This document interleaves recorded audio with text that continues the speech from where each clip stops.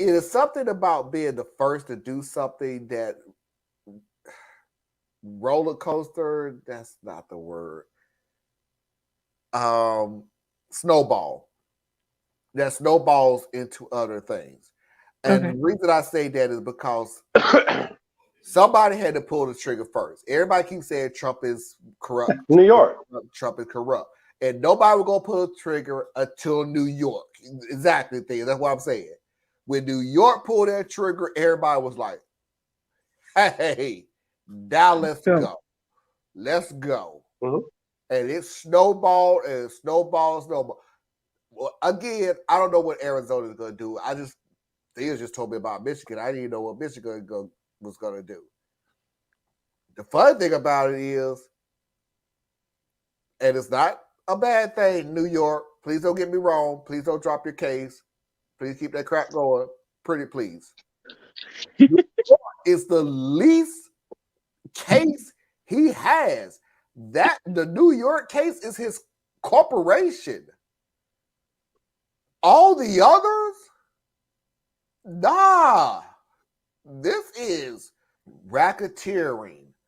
I don't think any of them is sedition. No, none of them are sedition. I mean, he has the January 6th case, so that's the one for insurrection. Well, he's not being charged with insurrection. He's actually being charged with something else less than that. But still, that's the one by itself could carry 20 years. So he's got the Jan 6 one. He's got the documents one that could catch him right there. He's got the Stormy Daniels one, right, which is the state level thing. You know, I'm good with everything he's being charged for. What I'm saying is going for trying to disqualify him being on the ballot. If y'all really was about that life, y'all should have brought that up before he announced for president, because you had everything back then to be able to say that. You know what I'm saying? But what you did instead was you gonna wait until now when everything else is flowing. You missed the train. So are you justified in trying to keep him off the ballot? Yeah, you are. I mean, this guy is facing 91 criminal charges. I mean, everybody waited until I think that's a after pretty good case to say. Yeah, it's a pretty good case to say that this cat shouldn't be on the. You know, he couldn't run for traffic cop. You know, he can't run for president, right? I get it, but in the environment we're functioning in, you cannot say to roughly a third or more of the country that we are going to take away your option to even vote. Can't do that. That's just you asking for the wrong kind of trouble. Like, you've stepped outside of the law at this point. At this point, it's very clear that you're using politics. You're using politics to push the law when you do it that way at this stage. To me, that's how it would smell to me. And I'm not even over there with these crazy people on the right. So, yeah, if you're going to get them, you got enough stuff going right now. Get them. All right. And then also, it's like there's a case to be made. While I think it's a muddled case, there's a case to be made that says that you get the government that you deserve.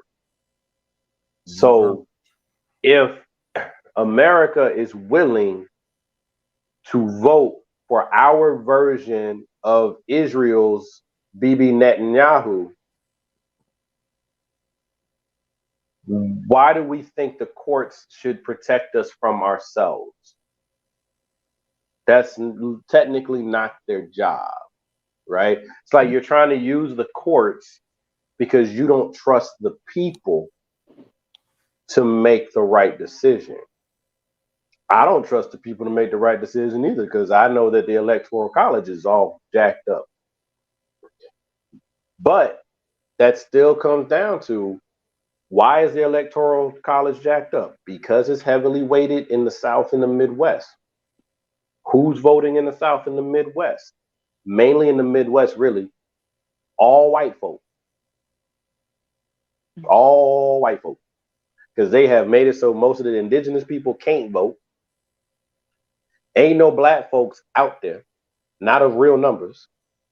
So That's why you have this issue. So then what have you been doing, Democrats,